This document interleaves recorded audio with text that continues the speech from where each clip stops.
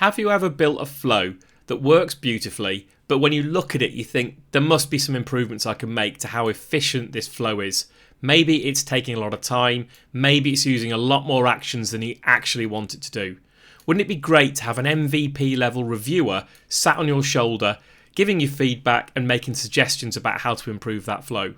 In this video, I'm going to show you how to achieve that. In the traditional workplace, there's generally someone pretty experienced with the technology that you might be working with. So you can bob across to their desk or you can invite them into a meeting and have a thorough review of what's going on. They might scroll down your screen with you, you might talk them through what's taking place, and you might unpack all the various complex logic and decisions that you've made. But in the modern world, and especially with Power Platform being relatively new, access to deep resources and deep knowledge like that isn't available to all of us. So what can we do when we can't reach out and pull someone into that conversation with ease? Answering that question 6 months ago, I probably would have said our options are a bit limited. But now with the advent of things like deep research in ChatGPT, the doorway has been opened much more widely to get access to MVP level critique on the products that we're developing using the Power Platform.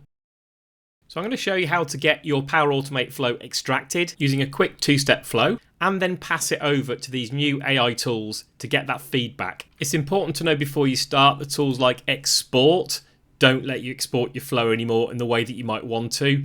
Also, send a copy is limited in so much as you can see here, if you've got important sensitive information like email addresses, it will not let you send that copy somewhere else so you can extract it.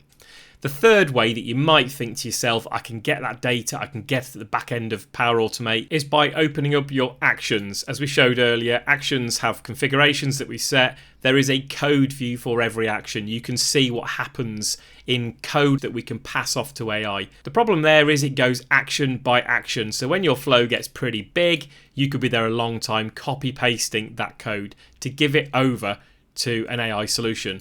So here's what you do instead. Move away from your flow for a minute and go and create an instant flow. Just a word of caution, you're going to create this as someone that can use the actions that are involved. I'm going to show you those in a minute. If you are not that person, you could perhaps ask your admin to create this for you as a child flow and you could potentially call it from another flow. But for now, let's manually trigger a flow. We're going to look for an action which is going to document our flow, and that sits within a group called Power Automate Management. It's not always easy to find, but if you scroll down the list of actions, you will notice it as we come down here. And let me just expand this list so you can see what's involved. So what we can do is we can actually list flows, so we can list the flows as an admin, and then we can actually get details, so get flow as an admin. What that'll allow us to do is to extract all the information that's contained in an individual flow into a location that we can then work with. This is the action we're going to use, but you'll notice get flow above it. That will allow you to do exactly the same as I'm going to show you, but it'll only work with your own flows. So if you want a personal version of this that works with just your flows, that's a great action to choose.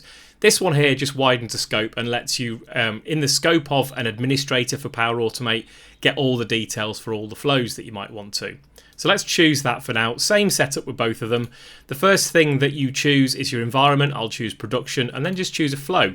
You can dynamically create flow lists and choose from them, but in this case I'll pick one. In this admin action you've got an extra little piece of information which is the flow definition. I don't need that for now. Click save and give it a test. It'll want to approve the flow and then it will run. What you're looking for is in the outputs, you're looking for the body, and you'll see that little copy icon there. Just copy the text of the body that's been given if you want to do it this manual way and paste that into a Word document for now. You could go a step further and actually implement that body into a Word document within Power Automate and save it. That's entirely up to you. For me, I'm going to pull over Word and I'm going to paste Control V to pop that entire flow definition into a document. The reason I've not just pasted this direct into ChatGPT is sometimes it will tell you there's too much information being pasted in. So putting it into a Word document is a great shortcut. Save it away onto your desktop and we're going to use that next. Once you've stored it in Word, open up your preferred AI engine. I'm using ChatGPT. You can see I'm using the latest model which has got advanced reasoning. And what I'm going to do is click this deep research button here, which is going to spend more time thinking about my request and giving me a response. I'm going to paste this prompt in for you, but I'll just talk you through it. I'm going to first of all set the scene. I'll give you some documentation for a flow, which is what we've just done. It's been extracted using the get flow action, which you've just seen. Giving it that context is really important because it then is in the same space as you're thinking.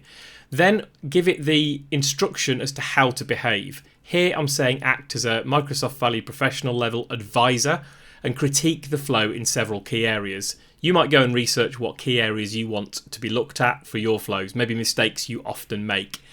For each area, share what I've done, share the change you'll recommend and a rationale. And what I've also done then is I said, give me the source for why you're saying that. And if you can, give me the name of the person that would recommend this change. And I can then trace it through myself. What I'm going to do here is be very specific. Make sure you only recommend a change that you're fully confident of. That's an assertion I want it to make to validate all of its research. And then I've given it 3 key areas. I've got flow efficiency and why I want it to look into that. The logic, am I performing things in a logical and simple manner? And the speed, can I achieve it in a quicker way? You might have more parameters you want to put in there. And at the end, I'm just going to say, here is the flow detail. And now attach the document with the flow detail in it. And that's all I'm going to do. Now, this is a live test. I will say that what you get back may not be perfect, but what it will at least do is give you some food for thought that you can go through, validate, and hopefully dig deeper on and learn. So never believe that what AI gives you is the perfect answer. This will not behave like a fully experienced MVP, but what it can do is it can give you suggested areas for improvement. So with a drum roll, please, let's see how it gets on. So you'll see, because this is deep research, it's going to take a little longer. It's actually going to ask me some questions. That's fantastic. So what's the overall goal of the flow? I will answer these questions. Any specific pain points? I don't think so. Any constraints? So no, I don't mind what integrations we use. So let me answer that question and then let's see how we get on.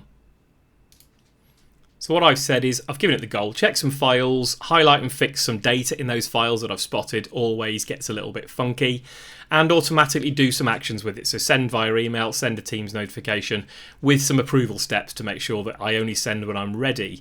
I don't feel any specific pain points other than a self-doubt that this might be too complex. You might have things like that. You might think, well, always I use loops and I don't want to use loops.